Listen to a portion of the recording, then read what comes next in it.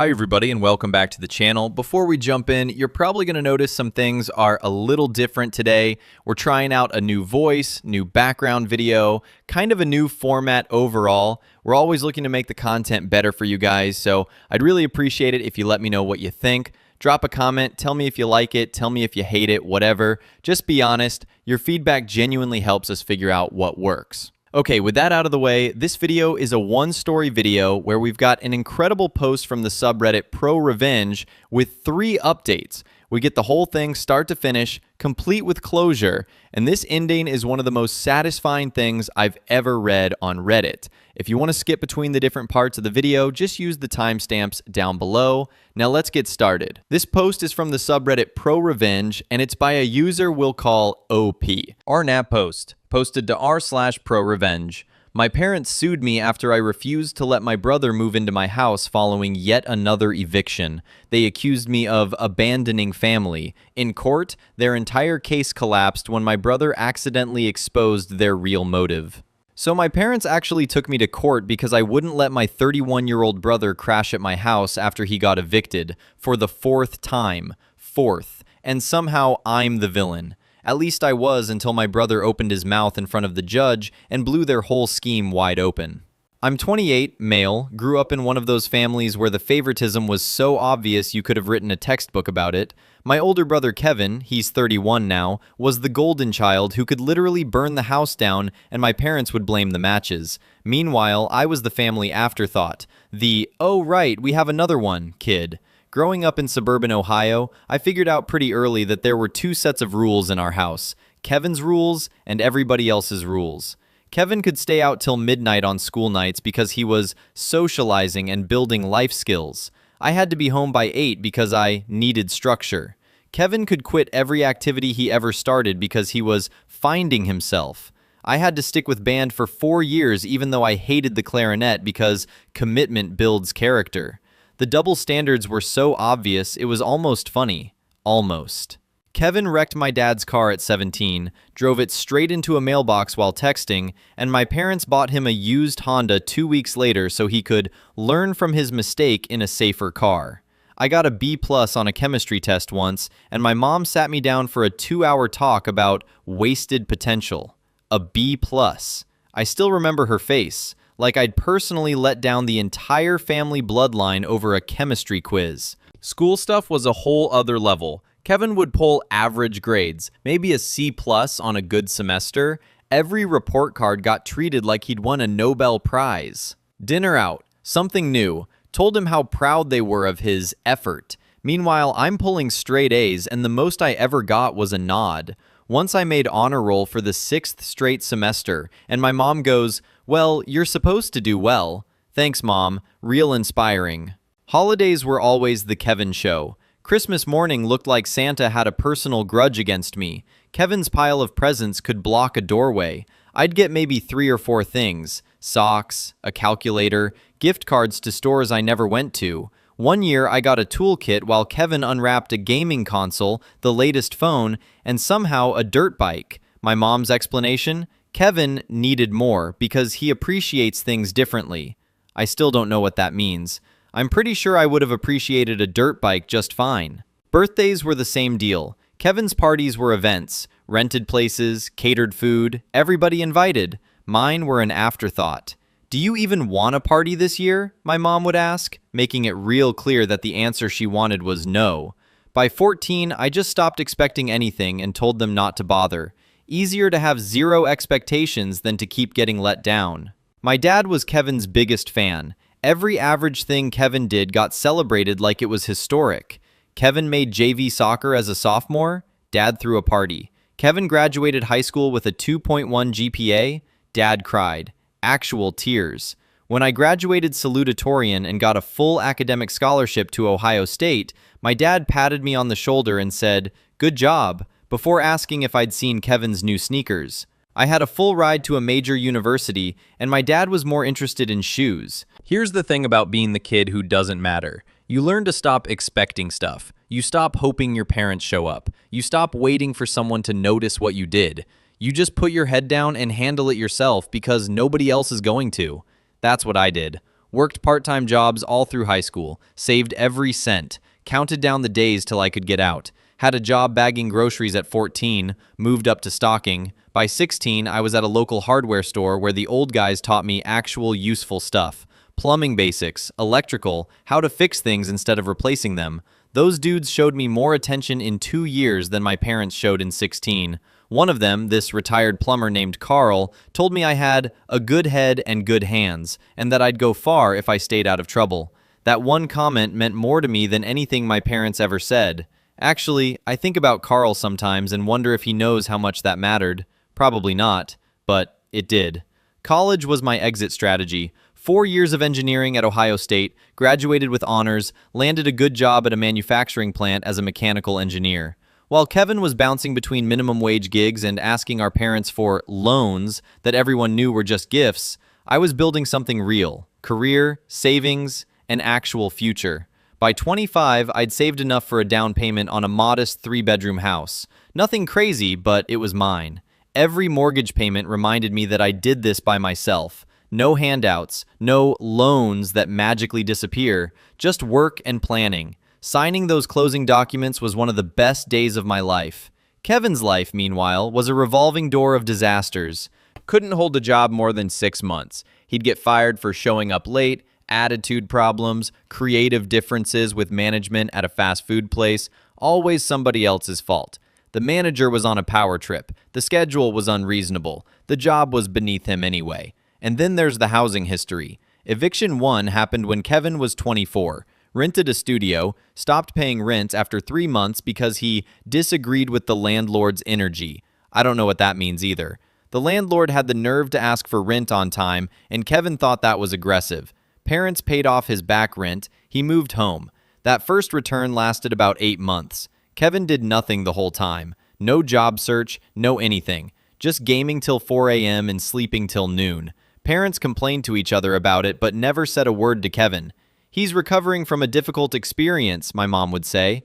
A difficult experience of not paying bills. What a struggle. Eviction 2 came at 27. He'd moved in with a girlfriend named Ashley. Nice girl, way too good for him. She worked 2 jobs while Kevin played video games 14 hours a day and contributed nothing but complaints about how tired she looked. When she finally kicked him out, he owed her 3 months of utilities. Parents covered those too. Welcome home, Kevin, again. Second homecoming was worse. Kevin had developed an attitude about it, like he was doing our parents a favor by being there. He'd eat their food, run up their bills, contribute nothing, and then complain about the grocery brands my mom bought. These aren't the right chips.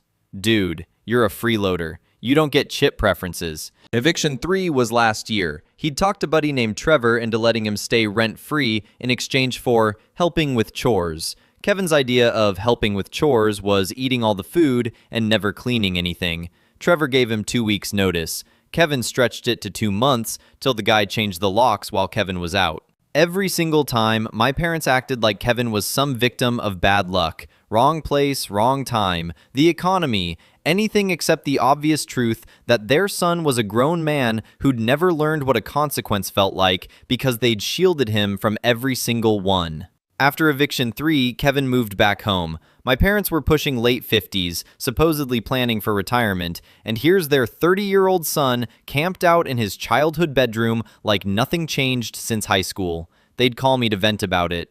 Kevin's having a hard time. Kevin just needs to find his path. Kevin would thrive with the right opportunity. The opportunity Kevin needed was a wake-up call, but my parents couldn't give him that. They'd spent 3 decades making sure he never had to grow up, and now they were shocked that he hadn't. I stayed out of it, sent cards on holidays, called on birthdays, visited maybe twice a year for awkward dinners where Kevin would ask to borrow money and I'd say no. My relationship with them was polite but distant. That was fine by me. I'd made peace with who they were a long time ago. About 8 months ago, my parents dropped a bomb at one of our rare family dinners. They were selling the house, moving to a condo in Arizona, near my mom's sister, desert retirement. Sounded reasonable. They were late 50s. House was too big. Arizona made sense. I said congrats. Good plan. Then the other shoe dropped. Hard. So obviously, Kevin will need somewhere to stay. My mom said it the same way you'd mention the weather, like it was just a fact of life. We thought since you have that extra bedroom, he could move in with you temporarily, just until he gets on his feet. I almost choked on my water. My extra bedrooms were a home office where I did freelance consulting work, a side gig that brought in an extra 15 grand a year, and a guest room I used maybe 3 times a year for actual guests. Neither of those was a Kevin storage unit. That's not going to work for me. My dad did that face, the one where he can't understand why I have my own opinions about my own house. Confusion mixed with irritation. Why not? You have the space. Having space and wanting a roommate are 2 different things. Kevin and I don't have a compatible lifestyle. What I meant was I pay my bills and shower regularly, but I was trying to be nice about it. Kevin was across from me scrolling through his phone the whole time. Like a conversation about his entire living situation didn't concern him. Let everybody else figure it out. Classic. It would only be temporary, my mom said. 6 months, maybe a year, just until Kevin saves up. 6 months to a year. Kevin had lived rent-free with our parents off and on for basically a decade and never saved a dime. Any money he got went straight to video games, delivery food, and whatever else he wanted in the moment. The idea that he'd suddenly develop financial discipline at my house was insane. I'm sorry, but no, I'm not in a position to take on a roommate. Corporate speak, because direct honesty with my parents just starts arguments. The dinner got weird after that. They kept coming at it from different angles. Kevin could be a positive influence on, I could be a positive influence on Kevin. He could help around the house. The mental picture of Kevin helping around my house was honestly hilarious. This was a guy who once went 3 weeks without doing laundry because he kept forgetting. He'd help around my house the way a tornado helps a trailer park. I held firm. No. When I left that night, my parents looked at me like I'd betrayed them. Kevin shrugged and went back to his phone. Typical. My parents moved to Arizona about 4 months ago. They found Kevin an apartment near their old house and paid first 3 months rent plus security deposit. A going away present. A final helping hand. You can guess what happened. Kevin lasted 2.5 months, got evicted for noise complaints, property damage, and not paying rent once the prepaid months ran out. He'd been having loud people over multiple nights a week, keeping neighbors up till 3 a.m. He put a hole in the bathroom wall, claimed it was already weak, and he'd barely touched it. Landlord had photos showing a fist-sized hole that definitely wasn't there at move-in. Eviction number 4. My parents called me the day it happened. Mom was practically hysterical. Kevin had nowhere to go. He'd end up on the streets. Dad grabbed the phone and used his serious voice, the one he thinks sounds commanding, but really just sounds like he's constipated. You need to let Kevin stay with you. Not asked. Told. No. He's your brother. He's family. This is what family does. Family doesn't mean I have to let someone move into my house against my will. Kevin is 31. He needs to figure out his own situation. Mom took the phone back. How can you be so cold? After everything we've done for you. That one almost made me laugh. Everything they'd done for me. I could count it on one hand, and most of the fingers would stay down. The call turned into guilt trips and accusations. I was abandoning family. I was punishing Kevin for making mistakes. Like 4 evictions and trashed apartments were just little whoopsies that happened to everyone. I told them my answer was final, ended the call, and blocked their numbers for 48 hours because I needed a break. Over the next few weeks, they sent everybody after me. Relatives I hadn't talked to in years suddenly calling to tell me how disappointed they were. My aunt texted me a Bible verse about brotherly love. Some cousin I'd met maybe twice tried to friend me on social media to keep the guilt campaign going. Even my grandma called, and I actually love her, to gently suggest family helps family. I told her the full story and she seemed to get it, even if she still wanted me to keep my heart open. Kevin called a few times too. Different approach. Less guilt, more promises. He'd changed. He'd learned. He'd get a job right away. He'd pay rent. He'd be the perfect roommate. I'd barely know he was there. Right. The guy who can't keep a job 6 months was going to transform into a model citizen. Sure. I said no. Every time. My house, my decision. Edit. People asking why I don't just let him stay one night. Because one night with Kevin becomes 1 week, which becomes 1 month, which becomes, I thought we agreed I could stay. I've seen this movie 4 times. I know how it ends. Edit 2. Yeah, my relationship with my parents has pretty much always been like this. I stopped expecting things from them a long time ago. It sounds sad when I type it out, but honestly, it's just how it is. So OP said no and thought that would be the end of it. But his parents weren't done, not even close. They actually took legal action over this. I couldn't believe it when I first read it either. Let's keep going. Update 1, posted 3 weeks later. All right, Reddit, buckle up because this got so much worse. Or better, depending how you look at it. A lot of you said in the comments that my parents wouldn't actually go through with legal action. You were wrong. These people are committed to the delusion. For the new people, parents moved to Arizona, wanted me to take in my 31-year-old brother who's been evicted 4 times. I said no. They sent the entire extended family after me. That was the original post. Here's what happened after. About 6 weeks ago, I got a letter in the mail that made me laugh out loud. From a law office I'd never heard of, informing me that my parents were considering legal action against me for, and I'm reading this word for word, familial abandonment and breach of implied familial duty. I read it 3 times to make sure I wasn't losing my mind. My parents were threatening to sue me because I wouldn't let a grown man live in my house. The letter had fancy fonts and official-looking paper, but the actual argument was pure fantasy. Called a lawyer friend from college. He was just as confused as me. Familial abandonment isn't really a thing in civil law, he said, not the way they're describing it. There's no legal rule that says you have to house your adult brother. This sounds like somebody either gave them terrible advice or they found a lawyer willing to cash a check for a case going nowhere.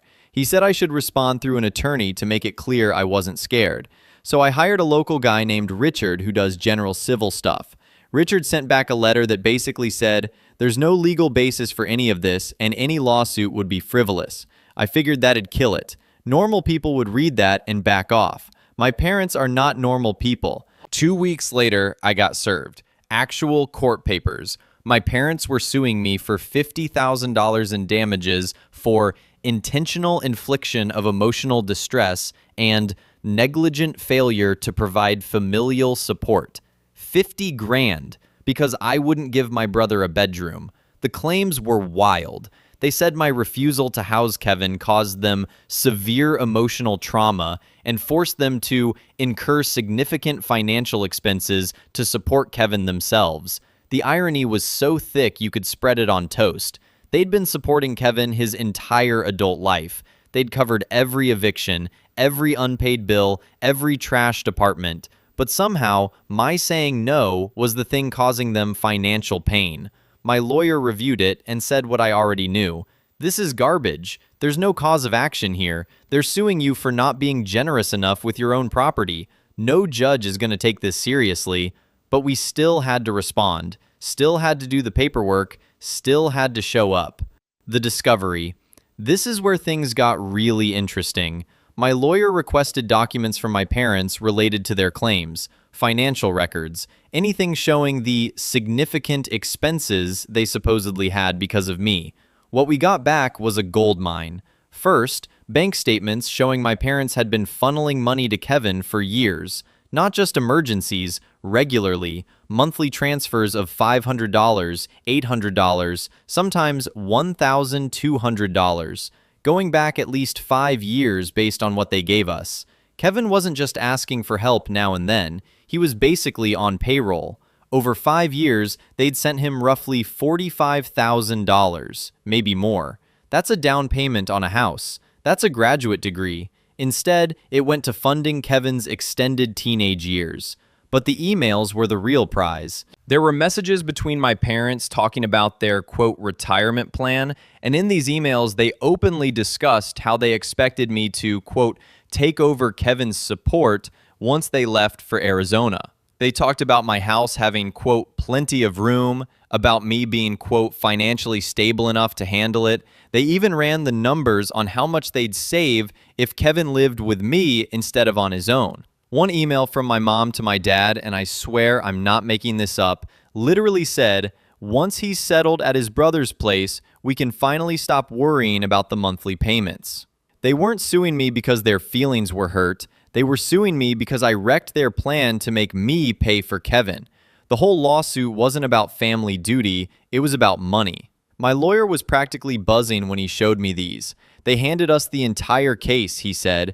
This proves the motivation was financial, not emotional. They wanted to transfer Kevin's expenses to you, and when you said no, they tried to force it through court. We built our defense around that. Documented Kevin's eviction history, got statements from former landlords about the damage. One guy sent a full breakdown of how it cost him $3,000 to make Kevin's old apartment livable again after he left. We pulled Kevin's employment history showing he never kept a job more than a few months. Put together a complete picture of exactly why any sane person would say no to housing him. My lawyer also sent questions to my parents, asking them to point to any specific law that required me to house my adult brother. Their answers were vague, emotional arguments, feelings, nothing legal. They couldn't name a single statute or precedent because there isn't one. The whole thing was obviously going nowhere, but my parents wouldn't drop it. They'd committed, and their pride wouldn't let them quit. Court date was set for a Tuesday in early fall. Those emails are unbelievable. They literally put their plan in writing. Dump Kevin on OP and save $1,000 a month. And then handed those emails over in discovery. You can't make this stuff up. Alright, let's get to the court date because this is where Kevin accidentally becomes the hero of the story. Update 2, posted 2 weeks later. I'm back. Court happened. It went exactly how you'd hope it would go if you've been following this saga. Actually, it went better than that. Because Kevin, the guy who's caused every single problem in this story, finally did something useful. By accident, obviously, but still. If you're just joining, parents sued me for $50,000 because I wouldn't let my 4 times evicted 31-year-old brother live in my house. Discovery revealed their real plan was to dump Kevin's expenses on me so they could retire in peace. Now we're in an actual courtroom over this. Court day Tuesday morning, early fall. I took the day off, showed up in my best business casual, looking like the responsible adult I'd spent my whole life trying to become.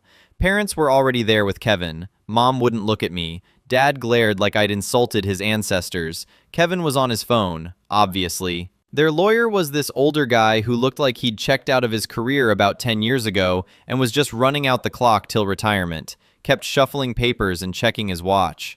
The judge was a no-nonsense woman in her 50s who looked like she'd seen every type of family garbage imaginable and was thoroughly done with all of it. When she looked through the case file before we started, I caught her raising an eyebrow. Not a great sign for my parents. Their lawyer went first, laid out the case with all the energy of someone reading a grocery list, talked about familial bonds and moral obligations and the trauma of watching a family member turn their back on blood. Heavy on the feelings. Zero actual legal arguments. Never once pointed to a law or a case that said I had to house my brother. Then Richard went. He was clean and organized about it, explained there's no legal requirement for an adult to house an adult sibling, walked the judge through Kevin's eviction history, the property damage, the rent he never paid. Then he pulled out the emails where my parents spelled out their plan to dump Kevin on me. Your Honor, Richard said, the plaintiffs aren't looking for justice. They're trying to make my client pay for another adult's living expenses. There's no legal basis for this. They're using the court to override my client's right to decide who lives in his own home. Judge did not look impressed with my parents' side, asked their lawyer directly, can you cite any legal authority that says a person has to provide housing to an adult sibling? The guy stammered something about common law traditions and the spirit of family unity. Judge wasn't buying it. The judge wanted to hear from Kevin directly. Made sense. He's the person at the center of this whole mess. He got sworn in and sat down looking annoyed that he had to put his phone away for 5 minutes. Their lawyer tossed him some easy questions. How long had he been looking for housing? What were his job plans? How had my refusal affected him? Kevin's answers were so Kevin, it was almost art. He'd been exploring options. He was between opportunities, job-wise. My refusal had really hurt because I was supposed to have his back. Then Richard got his turn, started with the eviction history, walked through each one. Kevin tried to downplay everything, but the paperwork was right there. 4 evictions, damaged property, unpaid rent, pattern clear as day. Then Richard asked the question that blew it all up. Kevin, where are you currently living? Kevin shrugged. With my buddy Dave. He's letting me crash on his couch until this gets sorted out. So you're not homeless? You're not living on the streets like your parents claimed in their filing? Kevin actually looked confused. No, I've been at Dave's for like 2 months. It's fine. Judge's eyebrows went up. Their lawyer looked like he wanted the floor to swallow him. Richard kept going. And what do you understand to be the purpose of this lawsuit? Why are your parents suing your brother? And Kevin, God bless this idiot, just shrugged and said it. I mean, it's pretty simple. My parents are on a fixed income now, and they can't keep paying for my stuff. They figured if they got the court to make my brother take me in, they'd save like $1,000 a month or whatever. Plus, my brother's got that house, and he's not even using all the rooms, so it's kind of a waste anyway. Dead. Silence. Kevin just admitted, under oath, that the entire lawsuit was a money scheme. Not emotional distress, not family duty, just make my brother pay for me so my parents don't have to. My parents looked like they wanted to evaporate. Their lawyer closed his eyes. I think he was praying. The judge had this expression that was half annoyed and half like she couldn't believe what she'd just heard. So let me make sure I understand, the judge said. Your parents filed this lawsuit because they wanted to save money by having your brother cover your living expenses. Kevin nodded, like it was totally normal. Yeah, pretty much. They said they couldn't afford to keep helping me, and my brother had plenty of money to take over. Something about fair share of the family burden or whatever. I could have hugged him. 31 years of his nonsense doing nothing but cause problems, and he finally did something useful. Blew up their entire case because he couldn't keep his mouth shut for 5 minutes. Judge called a recess. When we came back, she got right to it. I've heard enough. The plaintiffs have failed to establish any legal basis for their claims. There's no law that requires an adult to house an adult sibling. The emotional distress claims are clearly a cover, given the testimony that the real motivation was financial. She looked at my parents. What I find especially troubling is the attempt to use this court to force one family member to pay for another. That's not what the legal system is for. Your son, she pointed at me, has every right to decide who lives in his home. The fact that your other son is family does not change that.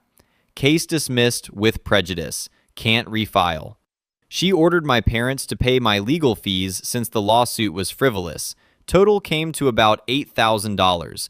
Mom was crying when they left. Dad looked like he wanted to break something. Kevin was already back on his phone, unbothered by the fact that his testimony just cost his parents $8,000. I walked out feeling lighter than I had in months. Edit. People asking if Kevin did it on purpose to sabotage them. No, Kevin is just Kevin. He genuinely didn't understand that what he said was a problem. He thought he was being helpful by explaining the situation clearly. That's the funniest part. Kevin just casually torched his parents' case under oath because he genuinely thought he was being helpful. That might be the best moment I've read on this subreddit in a long time. But the aftermath is where things get even crazier. Let's finish this. Final update, posted 5 weeks after court. Last update, Reddit. A lot has happened in the 5 weeks since court, and I figured y'all deserved the ending. It's been a ride. If you're new, go read the other posts first. Short version is, my parents sued me for $50,000 because I wouldn't house my brother. My brother blew up their case by admitting under oath it was just a money grab, and the judge dismissed it and stuck them with my legal fees. Here's everything since. The fee situation. First thing, my parents sent a letter asking me to waive the $8,000 legal fee award. 4 pages, handwritten by my mom, wall-to-wall guilt. They're on a fixed income, they can't afford this. She listed their mortgage, car payments, and how much they'd spent on Kevin over the years, like that was somehow my problem. The letter ended with, "We're still your parents and we deserve your respect." I didn't respond, sent it straight to Richard. He wrote back a formal response. Judgment stands, payment expected within 30 days. They missed the deadline, didn't pay a dime. Richard filed the motion to enforce. Court granted it. They now have a garnishment order on my dad's pension, about $450 a month automatically taken out until the $8,000 is covered. My mom called screaming about how I was stealing from their retirement. I had to hold the phone away from my ear. Called me ungrateful, called me cold, said I was destroying the family. I waited till she stopped to breathe and reminded her she could have avoided all of this by not suing me. She hung up. Kevin gets kicked out again. Kevin got booted from Dave's place, lasted almost 3 months, which is actually his personal best, so congrats, I guess. Dave found out about the eviction history from somebody who knew somebody at the courthouse, gave Kevin a week. Kevin called me asking for just a few nights while he figured things out. I said no. He called me a bunch of names and hung up. Then Kevin showed up at my house, just appeared on my doorstep last Tuesday around 9 p.m. with a duffel bag, looking pathetic and wet from the rain. Said he had nowhere else to go. Dave kicked him out. Parents were in Arizona. He'd even tried calling Ashley, the ex-girlfriend, and she laughed and hung up on him. I stood in the doorway and told him it wasn't my problem. He started yelling, called me every name he could think of, said I was supposed to be his brother, said blood was supposed to mean something, said I owed him because I got all the good genes and had it easy. That last part almost made me laugh. A neighbor poked his head out to see what was happening. I waved to let him know we were fine. Kevin noticed and lowered his voice, but his face was still red. He switched to begging, said he'd sleep on the porch, just needed one night. He'd be gone by morning. I said no and closed the door. He started banging on it. I called the non-emergency police line to document it. He must have seen me through the window because he grabbed his bag and took off before they showed up. The officer took my statement and suggested a doorbell camera. Ordered one that night. Mom and Dad fly back. My parents flew back from Arizona. They're staying at a motel near their old house, trying to help Kevin get on his feet. My mom called to tell me this like I was supposed to feel guilty about it. I asked how the retirement condo was going. She said they might have to sell it to cover Kevin's expenses. I said that sounded like a personal problem. She called me heartless and hung up. The intervention. Last weekend, Saturday morning, I was getting ready for work when I heard the doorbell. Looked at the camera. All three of them standing on my porch. Parents plus Kevin. They'd driven all night from their motel. My dad was holding a folder. My mom had mascara streaked down her face. Kevin looked annoyed to be awake before noon. I stepped outside and closed the door behind me. Wasn't letting them in. Pointed out the Ring doorbell was recording everything. My dad went into a speech he'd clearly practiced in the car. Family, responsibility, blood thicker than water. How I was tearing everybody apart with my selfishness. He had papers showing their financial situation, bank statements, bills, spreadsheets of what they'd spent on Kevin. He wanted me to see how much they'd sacrificed. Said if I just let Kevin stay 6 months, maybe a year, they could save the condo. They could retire in peace. My mom jumped in between sobs. How she carried me for 9 months. How she stayed up when I was sick as a kid. How she drove me to school, making it sound like basic parenting was some kind of extraordinary favor I owed her forever. Kevin stood behind them scrolling through his phone, completely checked out of the conversation about his own future. I let them go. Took about 10 minutes. Didn't interrupt once. Then I asked one question. Did you bring any documents showing what you sacrificed for me? My dad opened his mouth, closed it, looked at my mom. She looked at the ground. Kevin actually laughed. Dude, seriously? I kept my eyes on my parents. I told them this was the last time we were having this conversation. I wasn't going to house Kevin. I wasn't going to fund him. I wasn't going to bail him out. Ever. If they wanted to keep enabling a 31-year-old man who couldn't hold a job or pay rent, that was on them. But it wasn't going to be my problem. Not through guilt. Not through games. And definitely not through the legal system again. My mom started doing the heaving sobs, the ones that used to wreck me when I was a kid. Didn't work anymore. Kevin rolled his eyes and mumbled something about me being such a tool, then under his breath said I'd always been the difficult one. Coming from him, that was almost artistic. My dad turned that shade of red I've known my whole life. Started to say something about how I'd regret this, how I'd be alone when I'm old, how nobody would be there for me because I wasn't there for family. I cut him off. I said they could either accept my decision and we could have some kind of relationship going forward, or they could keep pushing and I'd cut contact completely. No calls, no letters, no showing up. Their choice. Final offer. My dad threw the folder on the ground. Papers everywhere across my porch. Bank statements, bills, all those documents he wanted me to look at. He stormed to the car without picking any of it up. Mom followed, still crying, shooting me a look that was supposed to make me feel bad.